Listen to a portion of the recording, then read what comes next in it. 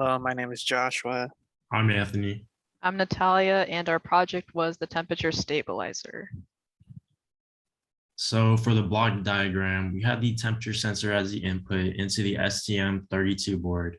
And from there, it'll output four things: the AC, LCD display, idle, and heater. And from the finite state machine, the first state would be determining whether or not the temperature read was hot, cold, or room. If the temperature was read to be at room temperature, the reading would pass into the room temperature state, turn on the room LED, then pass another reading, go into the idle state, and turn on the idle LED. Once that's complete, it would return back to the determined state. If it determines that the temperature is cold, then I would head over to the cold state, turning on the cold LED. And after reading the temperature again, it would head over to the heating state, turning on the heater LED. And after that, it heads back into the determining state.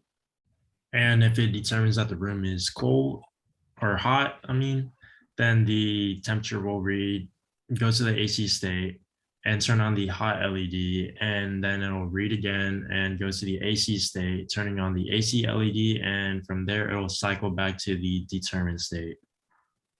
For my part, I did the temperature sensor using the temp36 thermistor. From here, we would read raw voltage values, as you can see in the code. First, we would use ADC and a raw value and convert it into voltage float values. From there, it would convert into Celsius. Then from there, convert into Fahrenheit. And all these values as floats would be printed onto MOBAX. On the left picture, we can see that the microcontroller is passing through all the states. First, it determines that the Fahrenheit read was 71 degrees. The next state would be room. It would read that the Fahrenheit is 70 degrees. Then it would pass it to the idle state, reading that the Fahrenheit was 72 degrees. And at the same time, at printing the room, it would turn on the room LED. Then when it was going to the idle state, it would output on the idle LED. So for my part, I did the AC, and if the temperature sensor determines that the temperature is greater than 78 degrees, then the AC will be prompted to turn on, meaning that both the red and green LED will turn on, indicating that the room is hot and the AC must be turned on.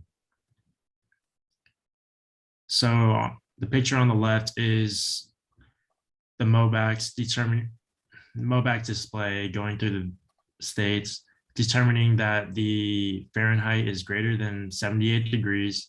And from there, it will go to the hot state, and the Fahrenheit is 78.9 degrees. And from there, it'll go to the AC state, stating that the Fahrenheit is 79.9 degrees. And the picture on the right is the breadboard in the AC state. So the hot room red LED will be on, and the AC green LED will be on.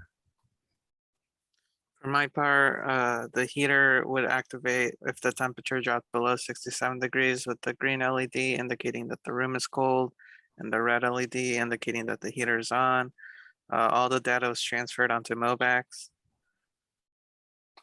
So the picture on the left, it is in the determining state, and after it reads that the temperature is 65, it heads over to the cold state. And then after reading that the temperature is at 62, it heads over to the heater state. And then the picture on the right, the green LED indicates that it's cold in the room, and the red LED indicates that the heater is on. For the LCD, we wanted to incorporate it to make the project more portable. However, we had trouble printing out the float values, so we opted to just stick with the MOBAX printing instead.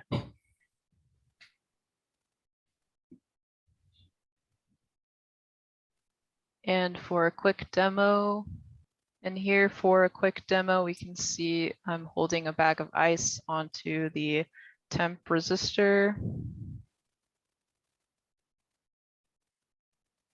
And here it's going to determine again what state it'll be in. Now it's reading that it's in the cold state, and the Fahrenheit read is 45 degrees. Now the heater is on and the LED turns on simultaneously, and the Fahrenheit read is 45 degrees.